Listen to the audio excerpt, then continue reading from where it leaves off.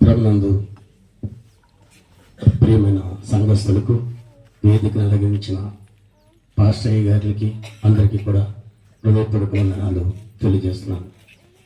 మరి తమ్ముడు శేషు గురించి చెప్పాలంటే, చిన్ననాటి నుంచి మరి నాతో ఉన్న వాళ్ళు శేషు, రామారావు వీళ్ళు చిన్ననాటి నుంచి నాకు బాగా తెలుసు. నాతో ఉన్న వాళ్ళు, నాతో తిరిగిన వాళ్ళు ఎప్పటికీ నన్ను మర్చిపోరు, నేను వాళ్ళని ఇప్పుడు మర్చిపోను.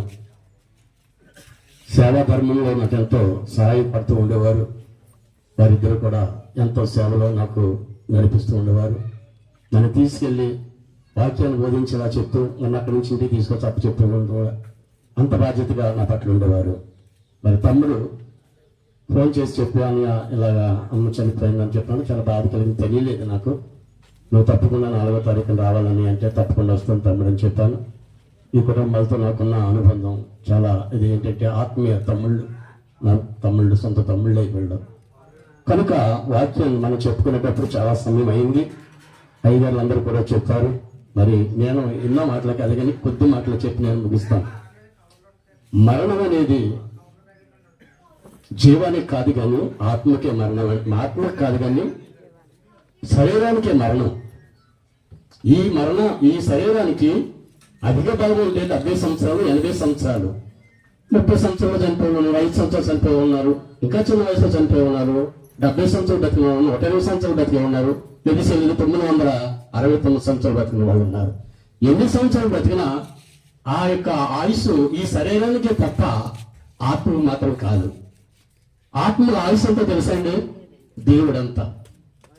దేవునికి ఎంత ఆయుస్సు ఉందో ఈ ఆత్మ కూడా అంత ఆయుస్సు ఉంది. మానవుడు తల్లిదండ్రులైన ఆదాము అవ్వని పుట్టించినప్పుడు మట్టితో చేసి బొమ్మను తయారు చేసి ఆయన రూపంలో తయారు చేసి ఆ యొక్క నాసిక రంగులలో ఆయన జీవాత్మను ఊదాడు. ఆయన జీవాత్మ ఊదినప్పుడు జీవించేవాళ్ళమయ్యాం. కనుక ఈ జీవము, ఈ ఆత్మ దేవునికి ఎంత ఆయుస్సు ఉందో జీవానికి కూడా అంత ఆయుస్సు ఉంది.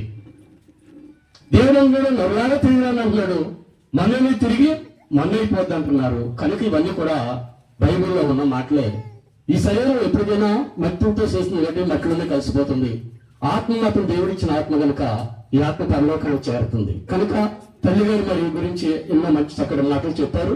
తల్లి మరి పరలోకంలో ఉందని మనం నమ్ముదాం. ఆమె మనం తిరిగి రాదు, కానీ ఒకరోజు మనమే తిరిగి ఆమె దగ్గరికి వెళ్తాము, ఆమెను చూస్తాం. మన ప్రయాణం అందరిలో కూడా అదే ప్రయాణం తప్ప మనం మళ్ళా ఆ తల్లి మన దగ్గరికి మాత్రం రాదు, మనమే ఆ తల్లి దగ్గరికి వెళ్తాం. కనుక ఈ సమయం ఇచ్చిన అయ్యగారికి వందనాలు చెల్లిస్తూ కుటుంబానికి నా హృదయపూర్వక వందనాలు చెల్లిస్తున్న మాటలు తెలుస్తున్నాను.